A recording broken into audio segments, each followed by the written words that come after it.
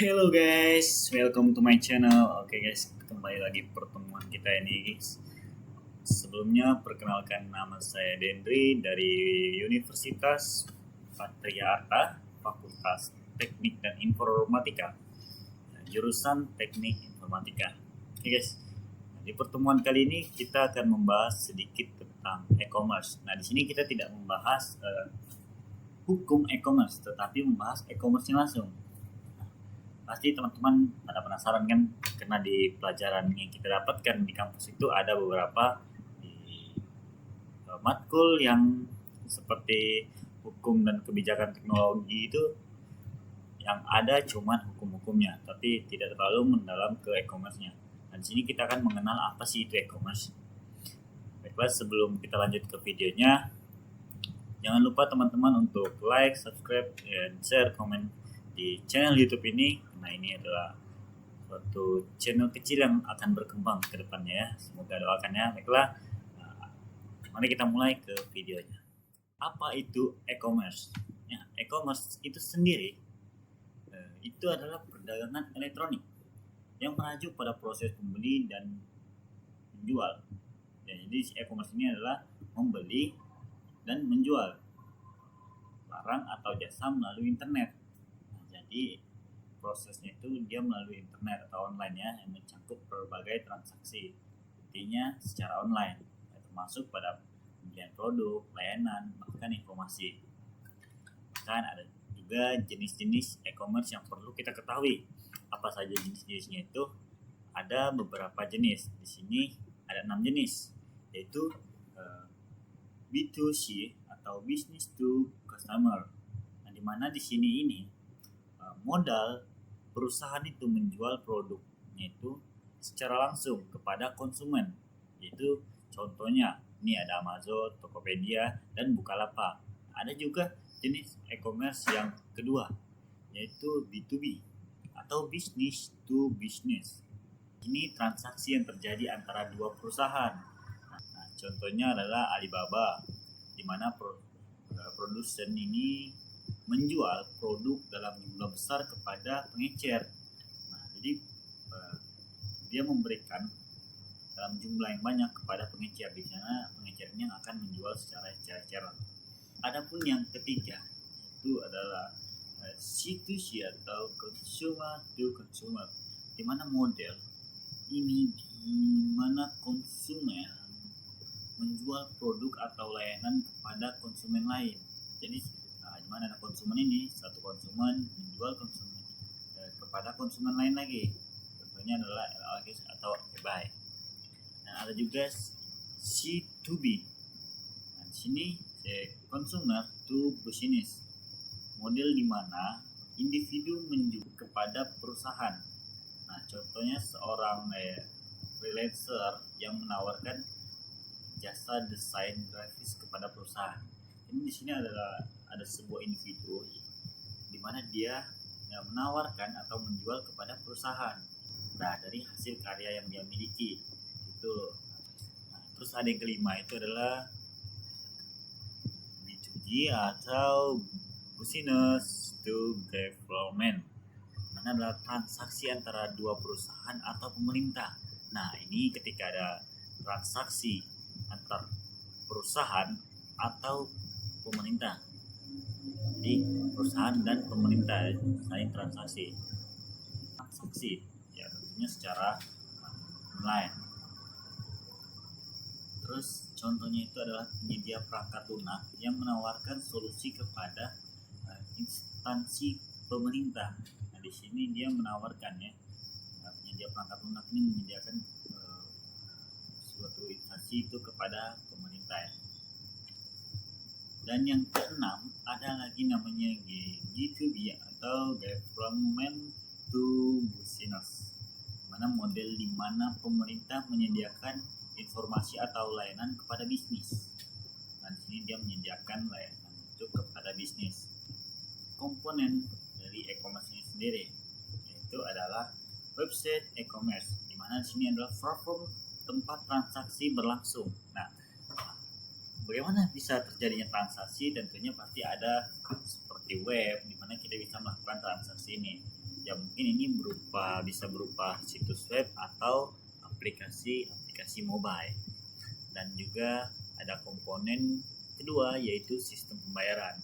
Nah, tentunya ada sistem pembayarannya. Metode yang digunakan ini untuk memproses pembayaran seperti kartu kredit, transfer bank, dan dompet digital. Itu adalah beberapa metode-metode pembayaran. Ya, sistem pembayarannya kita bisa menggunakan kartu kredit kita, misalnya kita mau membeli ataupun membayar pokoknya yang semua berhubungan dengan elektronik. Yang transaksinya itu kita bisa gunakan transfer bank kita, dompet digital kita, atau kartu kredit. Ada juga yang namanya logistik dan jasa pengiriman. Nah, proses pengirim produk kepada konsumen itu termasuk manajemen inventaris dan pengiriman. Ini adalah termasuk komponennya ya, di mana mereka mengirimkan itu produk-produknya itu kepada konsumennya. Dan lalu juga ada yang keempat, layanan pelanggan.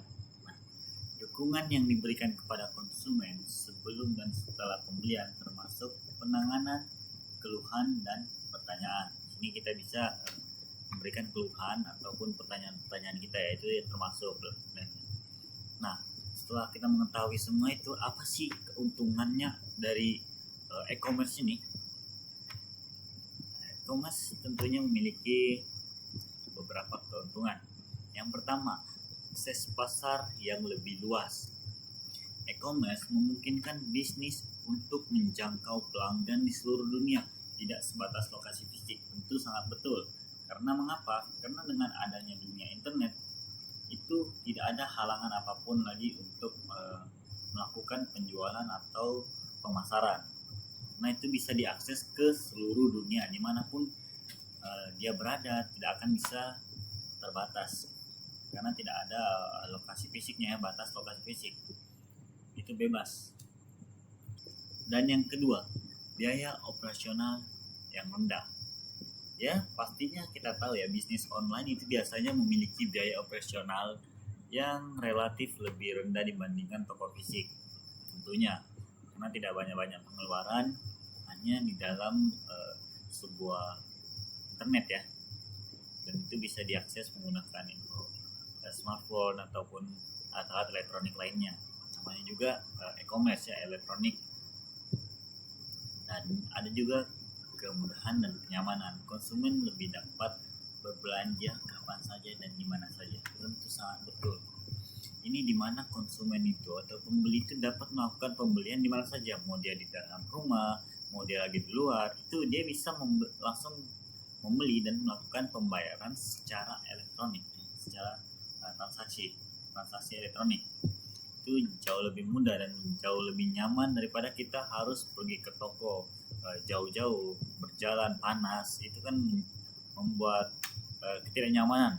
Nah, jadi di sini e-commerce juga menyediakan kenyamanan itu, salah satunya itu bisa berbelanja dari rumah dan tidak lagi perlu ke tokonya.